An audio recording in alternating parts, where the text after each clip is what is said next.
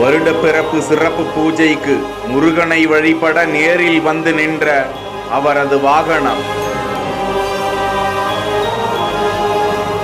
மெய்சிலிர்த்து போய் பக்தி பரவசம் அடைந்த பக்தர்கள். தேனி மாவட்டம் போடிநாயக்கனூரில் பிரசித்தி பெற்ற 350 ஆண்டுகள் பழமை வாய்ந்த அருள்மிகு வள்ளி தெய்வானை சமேத சுப்பிரமணியர் சுவாமி திருக்கோவில் அமைந்திருக்கிறது.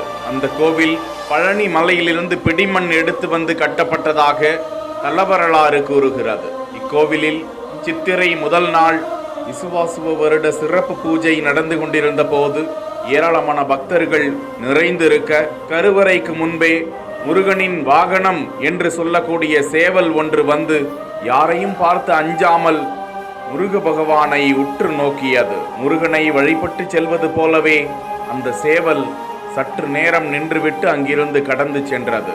இதனை பார்த்து பக்தர்கள் பரவசமடைந்தனர். தொடர்ந்து கருவறையில் வீற்றிருக்கும் முருகப்பெருமானுக்கு தங்க கவசம் சாற்றப்பட்டு சிறப்பு தீபாராதனை வழிபாடுகள் நடந்தன.